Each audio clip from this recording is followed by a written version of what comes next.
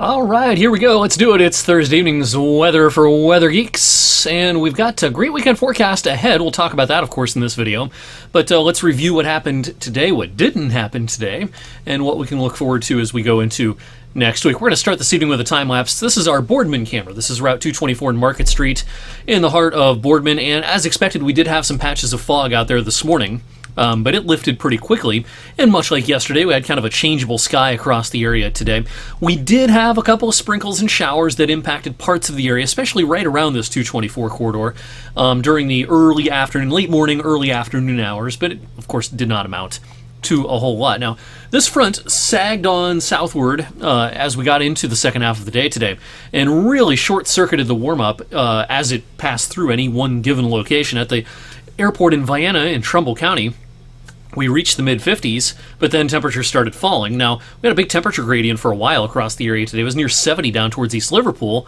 It was in the upper 40s to around 50 up towards Bloomfield, Mesopotamia, Kinsman, Greenville, places like that. So from north to south, just about a 20-plus degree temperature difference. So regional highs today, you can also pick out our cold front on the high temperature map today. 57 the official high at the airport here in our area, but it reached 71 in Pittsburgh, Wheeling, and New Philly, 72 in Zanesville, and a balmy 73 down in Columbus. Now, those showers that we had earlier on have faded away, and the nearest showers and thunderstorms are south of Interstate 70, I should say, down towards parts of West Virginia and the southern half of Ohio. A lot of hail-producing storms in this kind of setup across parts of the Tennessee Valley down into the Carolinas as well. A lot of severe thunderstorm warnings are still active. All right, don't turn off that furnace just yet. We've got a couple of chilly mornings coming up tomorrow morning and Saturday morning as well as the kids get on the bus Friday morning.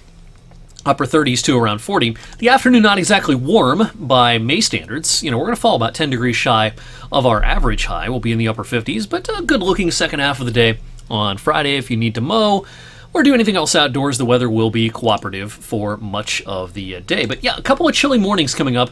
Already some frost advisories out in parts of Michigan, even some freeze warnings in parts of lower Michigan.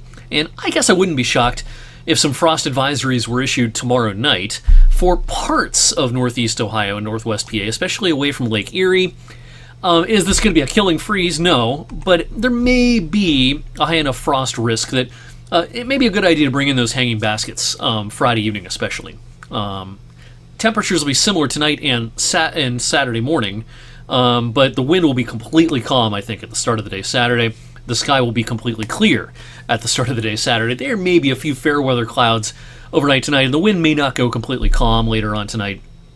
So I'm not as concerned about some patches of frost tonight into Friday morning as I am Friday night into Saturday morning. So yeah, some chilly weather for the next couple of mornings. The best chance of temperatures dropping below 36 will be in the mountains of West Virginia, but while nothing is depicted here on the graphic in eastern Ohio and western PA, would it surprise me if some, backyard thermometers or car thermometers, especially out in the countryside, Saturday morning at 7 a.m., if those thermometers showed 34, something like that? That wouldn't surprise me at all.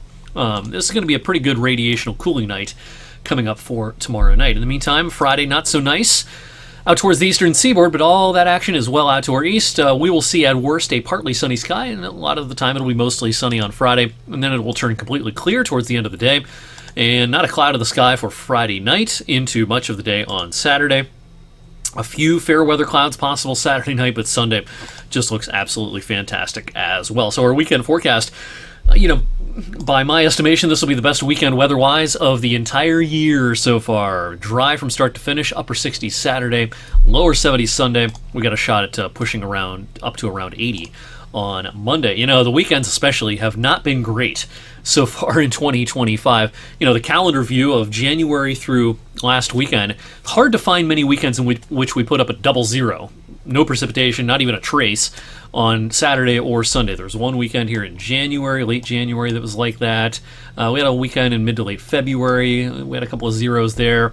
There have been some weekends in which we've had trace amounts of precipitation, such as this weekend in April. But last weekend, of course, we had a half an inch officially on Saturday, and more than that on Sunday. Last weekend was not very nice at all.